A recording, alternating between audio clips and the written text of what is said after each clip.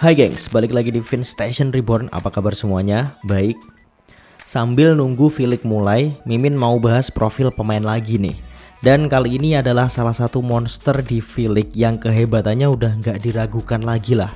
Dimana dirinya menjadi salah satu pengganjal nyata Megawati dan kawan-kawan di final KOFO 2024 kemarin. Dan dia adalah Moma Basoko. Mari kita mulai. Moma Basoko memiliki nama lengkap Laetitia Moma Basoko. Lahir di Yaounde, sebuah kota terbesar sekaligus menjadi ibu kota di Kamerun pada 9 Oktober 1993. Yang mana berarti kemarin baru aja ultah nih si Mbak Moma ke 31 tahun. Di dalam lapangan, Moma berposisi sebagai opposite dan memiliki tinggi badan 184 cm, gengs. Moma lahir di keluarga yang memang menggeluti olahraga. Ibunya sendiri dulunya adalah seorang atlet atletik di Kamerun. Sedangkan kakak perempuan dan kakak laki-lakinya adalah atlet sepak bola profesional. Mengingat ada darah olahraga dari sang ibu, kehidupan Moma di Kamerun tak jauh-jauh dari olahraga. Bahkan sebelum mengenal bola voli, Moma memilih bermain sepak bola mengikuti jejak kakak-kakaknya. Barulah setelah itu pada sekitar tahun 2007, Moma diajak oleh salah satu teman ke sebuah tempat yang tidak dia ketahui. Dan sesampainya di sana, ada beberapa anak yang sedang bermain bola voli, sebuah olahraga yang baru saja dia lihat. Karena memang pada saat itu, gengs, bola voli sangat tidak populer, bahkan tidak disenangi oleh orang-orang Kamerun. Olahraga nomor satu di sana adalah sepak bola.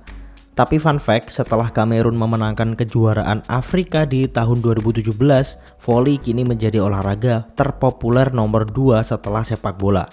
Lihatlah ya betapa berpengaruhnya prestasi terhadap minat masyarakat kepada olahraga tertentu. Indonesia harus lebih serius sih. Lanjut. Ternyata tujuan teman Moma tadi adalah karena pelatih voli di sana sedang mencari pemain bertubuh tinggi. Dan disinilah Moma mulai berpikir bahwa dirinya harus mencoba permainan voli. Kemudian setelah melihat para seniornya memainkan satu game voli, Moma pun menjadi sangat tertarik dan ingin menekuninya. Posisi pertama yang Moma tempati saat itu adalah wing spiker, sebelum akhirnya sekarang menjadi opposite. Memang pada awalnya Moma kecil hanya bermain voli untuk bersenang-senang, tetapi semakin sering dirinya bermain, dia semakin mencintai voli, gengs. Yang membuat Moma lebih menarik dari pemain lainnya adalah meskipun sebagai opposite tinggi badannya cenderung lebih pendek dari opposite lainnya terlebih dari negara-negara Eropa, namun lompatannya yang tinggi dan kemampuan fisiknya yang luar biasa menjadikannya istimewa. Oke lah, singkat cerita kemudian pada sekitar tahun 2012 dirinya mengikuti pembinaan dari sebuah tim asal Jerman bernama SC Schweriner. Dan Moma pun mendapatkan kesempatan untuk pergi ke Jerman di usia yang saat itu masih menginjak 18 tahun. Karena dirinya juga ingin membantu keuangan keluarganya nih, Moma pun memberanikan diri untuk berangkat ke Jerman. Dirinya kemudian bermain untuk Schweriner selama 2 musim pada 2012 hingga tahun 2014. Selama bermain di Schweriner, Moma menjadi cadangan penting di tim. Kalau di Red Sparks mungkin kayak Lee Son-woo gitu deh. Nah, pada musim 2012-2013 di musim pertamanya di Schweriner, dirinya berhasil mengantarkan tim memenangkan gelar Liga dan Piala DVV. Sebuah gelar double di awal karir profesionalnya. Sebuah permulaan yang sangat bagus.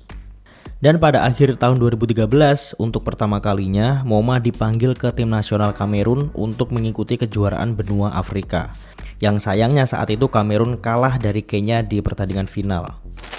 Tak puas hanya di situ, setelah masa baktinya bersama Schweriner selesai, Moma melanjutkan karirnya di Liga Perancis dan bergabung dengan volleyball klub Chamalières. Kalau tulisan di Indonesia ya Chamalieres. Keberangkatannya ke Prancis bukanlah pilihan yang sulit mengingat banyak warga Kamerun yang telah berbahasa Prancis sejak kecil, gengs. Karena memang di Kamerun sendiri itu mereka berbahasa Prancis dan Anglophone. Correct me if I'm wrong ya. Begitu pula dengan Moma, jadi dia tentu menguasai bahasa Prancis dengan baik, sehingga proses adaptasi cenderung lebih mudah. Di Chamalières karirnya cukup cemerlang, dirinya bermain menjadi starter sepanjang dirinya bersama tim. Penampilannya juga cukup konsisten dan solid. Prancis kemudian menjadi negara untuk Moma berpetualang dalam dunia voli. Dan setelah dari Chamallier selama 2 musim, dirinya memutuskan untuk pindah ke Stella Chalais, sebuah tim di Prancis juga, selama 2 musim. Setelah itu dirinya melanjutkan petualangannya dan pindah ke Mönchengladbach selama 2 musim juga. Nah, di tim ini Mouma masih terus menjadi penyerang starter yang turut membawa tim dari divisi 2 naik level ke divisi 1. 2 musim di Mönchengladbach membuat nama Mouma semakin banyak yang mengincar. Perhatian dari tim lainnya juga semakin besar. Hingga kemudian Mouma pun ditransfer ke Mulhouse ASPTT juga selama 2 musim lamanya.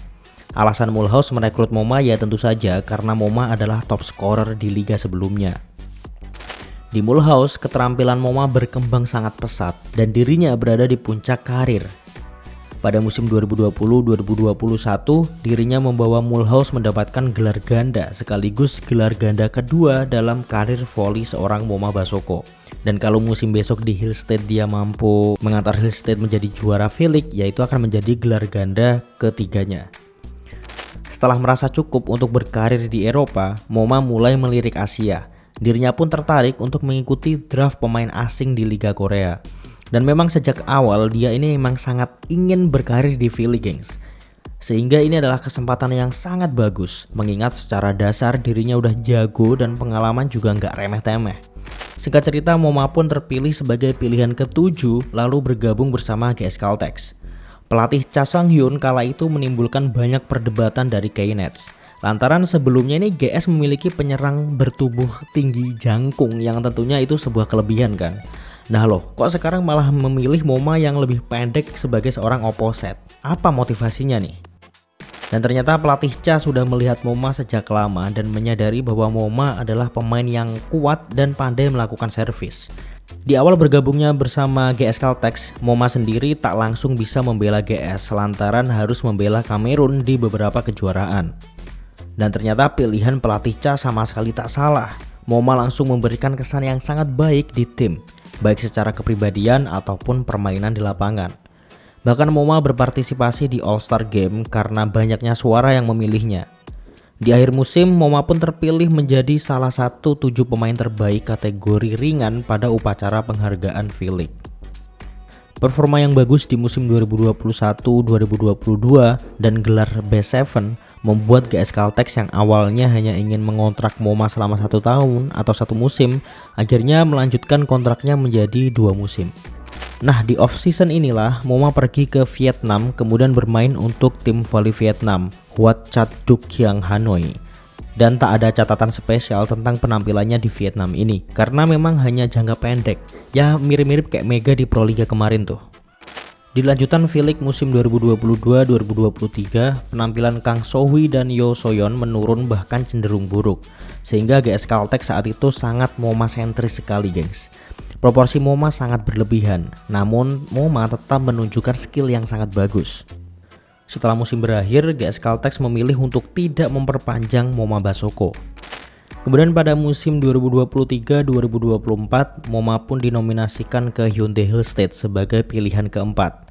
Pemain di Hill State lebih merata dari GS Caltex.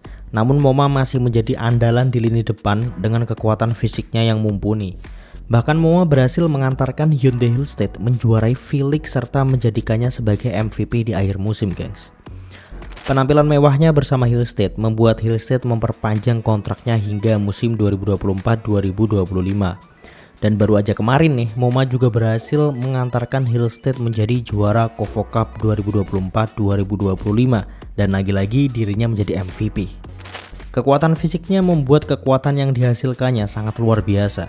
Dirinya mampu untuk menerobos pemblokiran sulit saat melakukan penyerangan. Sehingga nih dari segi keberhasilan Mouma Bassoko memiliki presentasi yang lumayan tinggi. Selain itu servisnya menjadi salah satu yang terbaik. Walaupun sebenarnya RBI Mouma ini agak rendah ya karena memang tinggi badannya yang kurang. Tapi uniknya Mouma mampu menutupi hal ini. Dan yang unik lagi, kalau setiap mencetak angka, biasanya para pemain ini akan merayakan dengan ekspresi senang atau semangat. Namun tidak bagi Mouma, wajahnya selalu datar. Hal itu karena dia ingin terus berkonsentrasi, gengs. Jadi bener-bener profesionalitas dijunjung tinggi sama Mouma Bassoko. Dirinya sangat menghormati bola voli karena mau bagaimanapun dirinya yang sekarang dan titik yang telah ia capai saat ini semua karena bola voli. Yang tentu saja paling terpenting baginya adalah bisa membantu kesulitan keuangan keluarganya di Kamerun. Salut Mbak Moma. From zero to hero beneran kalau ini mah. Nah itu dia profil singkat dari Moma Basoko gengs. Di balik karirnya sekarang ternyata ada jalan yang sulit harus ditempuh oleh Moma.